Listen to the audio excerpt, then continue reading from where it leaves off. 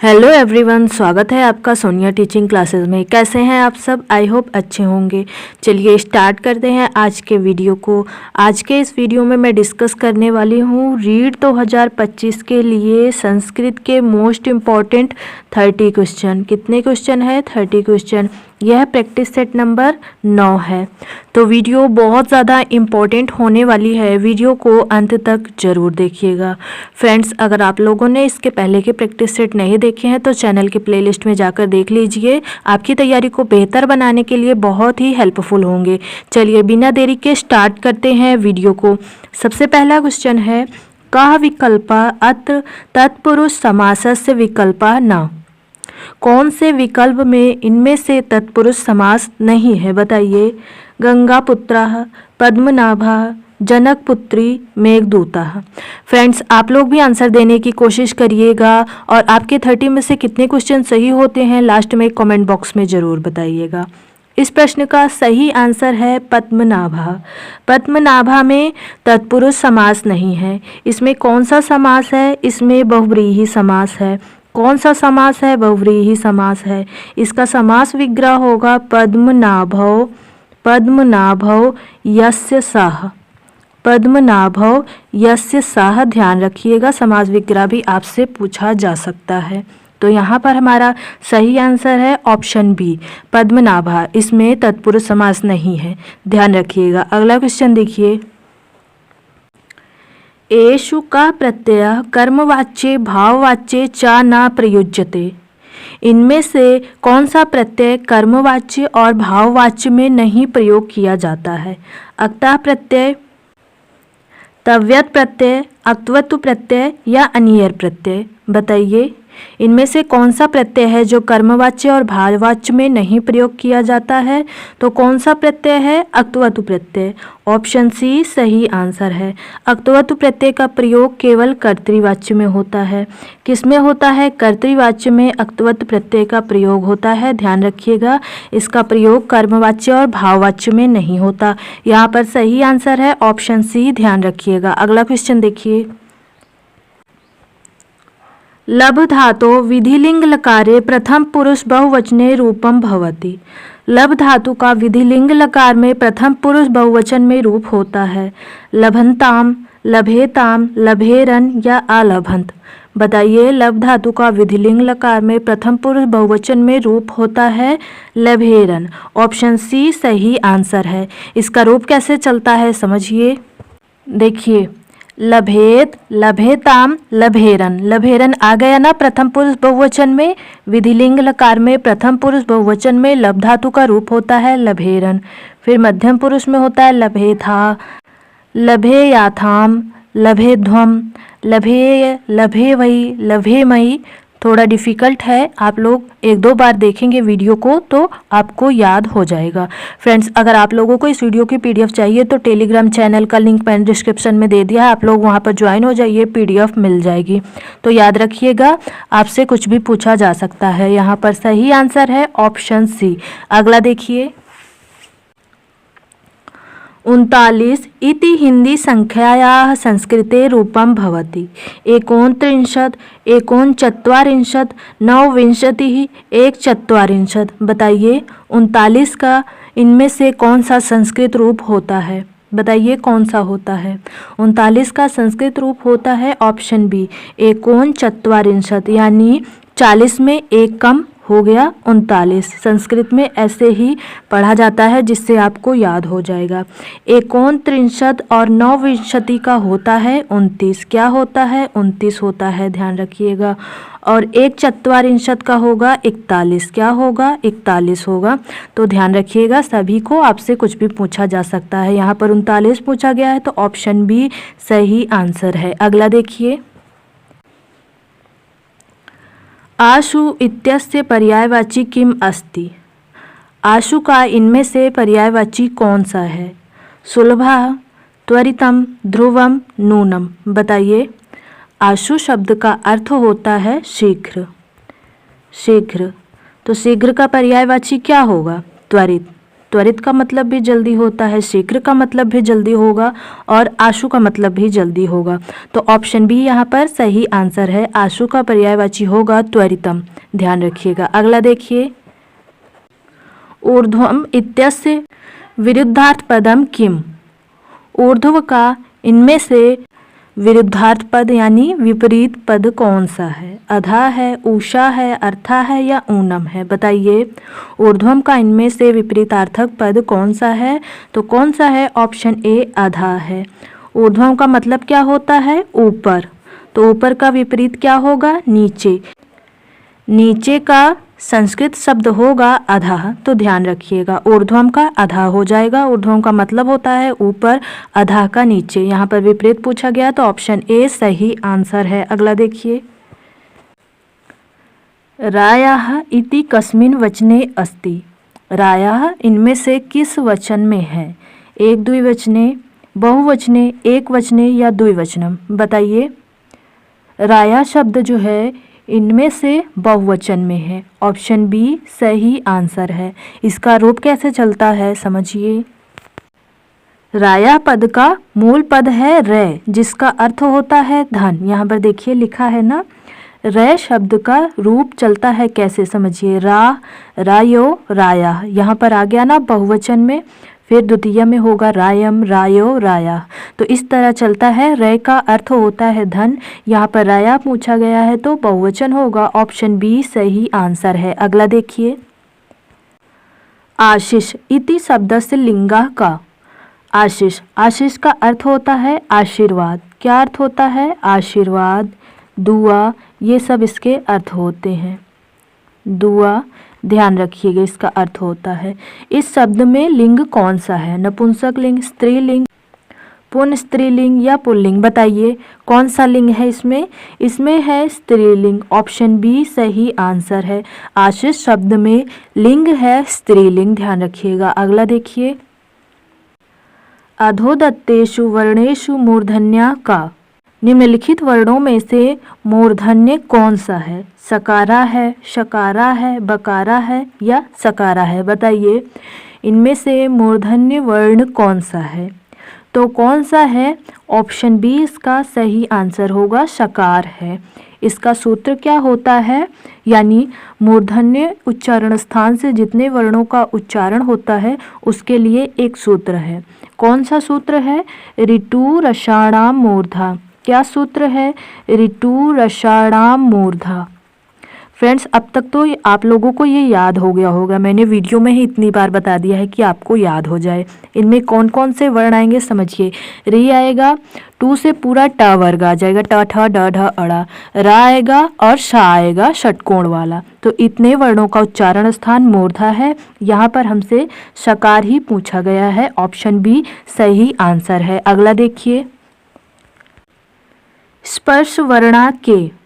स्पर्श वर्ण कौन से हैं? कादयाः, टादयाः, तादयाः या पादयाः? बताइए, स्पर्श वर्ण कौन से हैं? स्पर्श वर्ण है कादयाः। ऑप्शन ए सही आंसर है। इसका पूरा सूत्र है कादयो मावसाना। कादयो मावसाना, मावसाना स्पर्शा, स्पर्शाः। कादयो मावसाना स्पर्शाः, यानी का से लेकर माँ तक के वर्णों को स्पर्श वर्ण कहते हैं। यही यहाँ पर पूछा गया है कि स्पर्श वर्ण कौन से हैं? तो कौन से हैं? कादया है। का से लेकर माँ तक स्पर्श वर्ण कहलाते हैं। ध्यान रखिएगा। ऑप्शन ए यहाँ पर सही आंसर है। अगला देखिए, मोक्ष भवनम अत्र समासो अस्ति। मोक्ष भवनम में कौन सा समास है? षष्ठी तत्पुरुष, तृतीया तत्पुरुष, सप्तमी तत्पुरुष या पंचमी तत्पुरुष? तत्पुरुष तो है, लेकिन तत्पुरुष का कौन सा भेद है मोक्ष भवन में? बताइए। तो कौन सा है? षष्ठी तत्पुरुष है। ऑप्शन ए सही आंसर है। ध्यान रखिएगा, मोक्ष का भवन। ऑप्शन ए सही होगा। अगला देखिए, क्री धातो परस्मैपदे लोट लकारे उत्तम पुरुष एक वचने रूपम भवति। क्री धातु का परस्मैपद लोट लकार में उत्तम पुरुष एक वचन में रूप होता है। कुर्याम, करवे, करवाम या करवाणी? बताइए क्या होता है? तो इसका रूप होता है करवाणी। ऑप्शन डी सही आंसर है। कैसे रूप चलता है समझिए, क्योंकि थोड़ा अलग है तो इम्पोर्टेंट है, समझ में कम आता है, याद भी कम रहता है।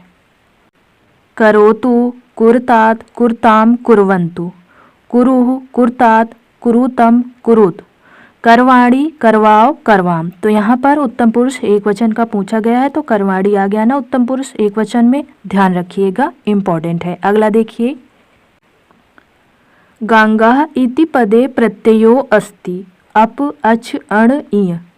गंगा पद में प्रत्यय है, कौन सा है? अण प्रत्यय है। ऑप्शन सी सही आंसर है, ध्यान रखिएगा। यह मूल शब्द गंग से बना है। किससे बना है? गंग से बना है। इसमें अण प्रत्यय लगाकर गंगा पद बन गया है, ध्यान रखिएगा। ऑप्शन सी यहाँ पर सही आंसर है। अगला देखिए, अधोलिखितेषु इंद्रस्य पर्यायवाची क नास्ति। इनमें से इंद्र की पर्यायवाची कौन सी नहीं है? पुरंदर है, वीरभद्र नहीं है। ऑप्शन बी सही आंसर होगा। सचिपति है, सुरेश है। वीरभद्र का पर्यायवाची होगा प्रसिद्ध योद्धा। क्या होगा? प्रसिद्ध योद्धा, ध्यान रखिएगा। वीरभद्र का पर्यायवाची प्रसिद्ध योद्धा होगा, यह इंद्र का नहीं है। ऑप्शन बी यहाँ पर सही आंसर है। अगला देखिए, द्वेषः इत्यस्य विरुद्धार्थक पदम किम। द्वेष का विपरीतार्थक पद कौन सा है? क्रोध है, मद है, विरोध है या राग है? बताइए, द्वेष का विपरीतार्थक पद कौन सा होगा? तो द्वेष का विपरीतार्थक पद है राग। ऑप्शन डी सही आंसर है। राग यानी स्नेह, स्नेह। द्वेष यानी बैर, इस तरह ध्यान रखिएगा। ऑप्शन डी सही होगा। अगला देखिए, शिक्षकः छात्रस्य न्यूनता विज्ञाय तस्य परिमार्जनं करोति, तदा शिक्षकः अत्र कस्य शिक्षणस्य प्रयोगं करोति।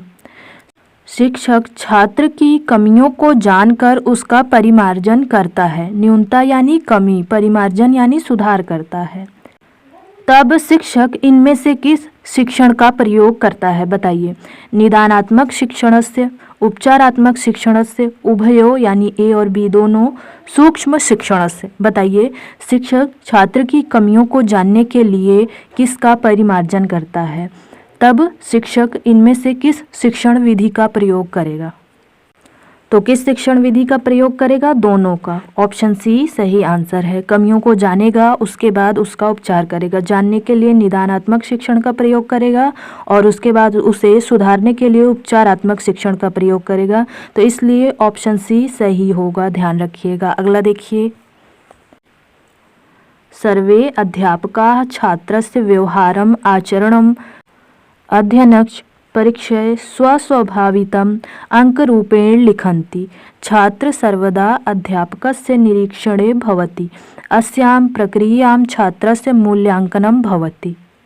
सभी अध्यापक छात्र के व्यवहार और आचरण का परीक्षण अपने मत के अनुसार अंक रूप में लिखते हैं। छात्र हमेशा अध्यापक के निरीक्षण में होता है। इस प्रक्रिया में छात्र का मूल्यांकन होता है, यानी ये जो प्रक्रिया अध्यापक अपना रहा है उसमें छात्र का मूल्यांकन किस प्रकार हो रहा है। सामयिक मूल्यांकनम, वार्षिक मूल्यांकनम, सतत मूल्यांकनम, मौखिक मूल्यांकनम। बताइए, यह प्रक्रिया जो अध्यापक अपना रहा है यह सतत मूल्यांकन है। ऑप्शन सी सही आंसर है, ध्यान रखिएगा। अगला देखिए, अनुस्वारस्य वर्णोत्पत्ति स्थानम। अनुस्वार वर्ण के उत्पत्ति स्थान है। ओष्ठौ, दंता, नासिका या मूर्धा। बताइए, अनुस्वार वर्ण का उच्चारण स्थान है नासिका। ऑप्शन सी सही आंसर है। अगला देखिए,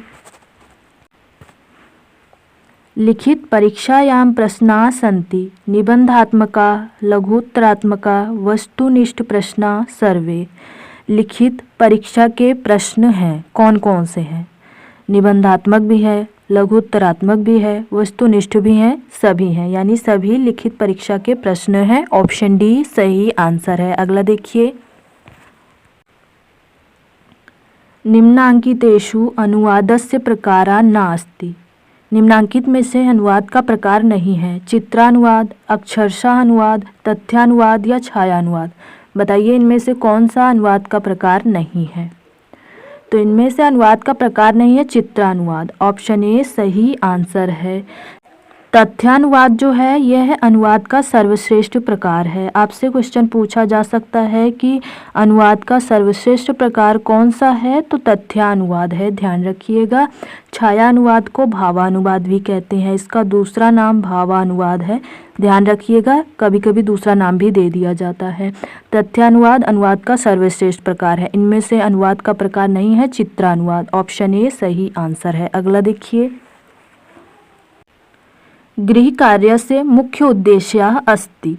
गृह कार्य का मुख्य उद्देश्य है छात्रा गृहे नवीन पाठान पठितम रुचि प्रदर्शयु अभिभावका जीनीयु यत् छात्रा विद्यालयं किं किं पठन्ति पाठित पाठान अधिकृत्य अभ्यासं कुर्युः पठन छात्र रुचि वर्धनम। बताइए गृह कार्य का मुख्य उद्देश्य क्या है।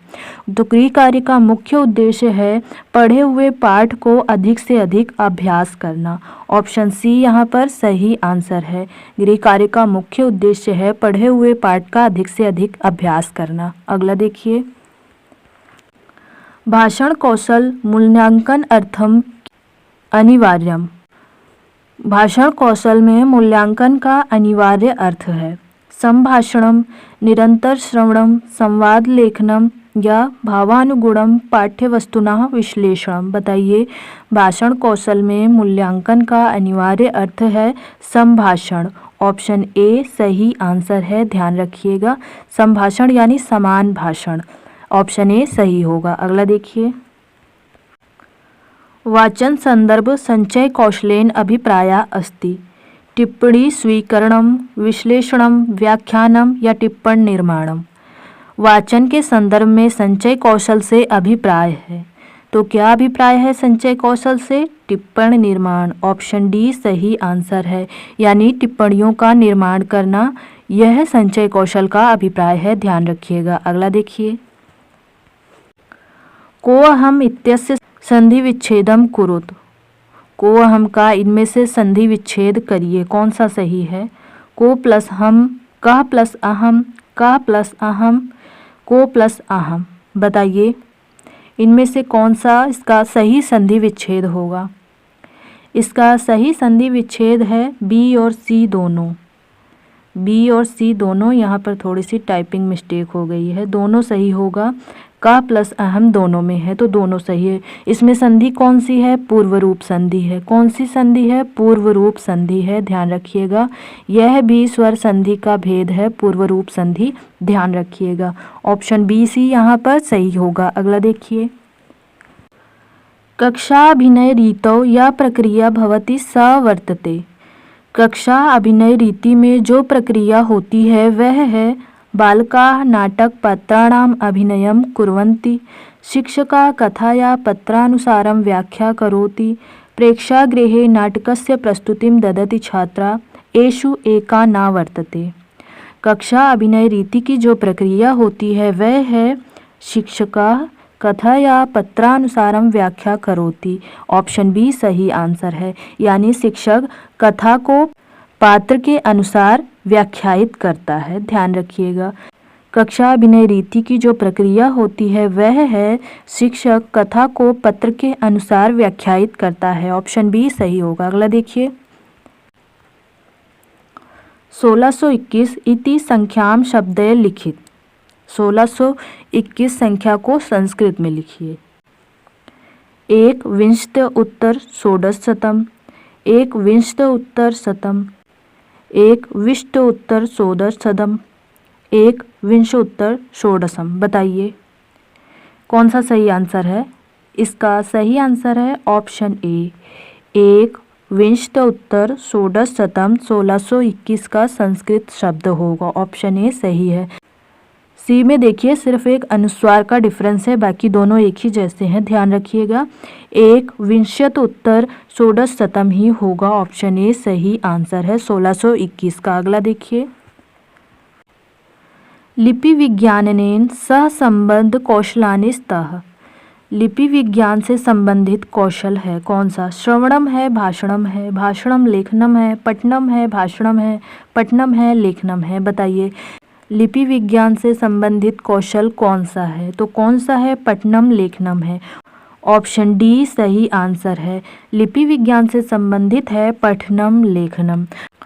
भाषा विज्ञान को दो प्रकारों में विभाजित किया गया है। एक कौन सा है? एक तो हो गया लिपि विज्ञान हो गया, और एक है ध्वनि विज्ञान। कौन सा है? ध्वनि विज्ञान है। लिपि विज्ञान में जो कौशल आएंगे वो तो हो गए पठनम और लेखनम। ध्वनि विज्ञान में कौन कौन सा आएंगे? जो बच्चे हैं यानी श्रवण और भाषण, ये आएंगे ध्वनि विज्ञान में। भाषा विज्ञान दो प्रकार की है, लिपि और ध्वनि। लिपि के अंतर्गत कौशल आएंगे पठनम और लेखनम, ध्वनि के अंतर्गत आएंगे श्रवण और भाषण।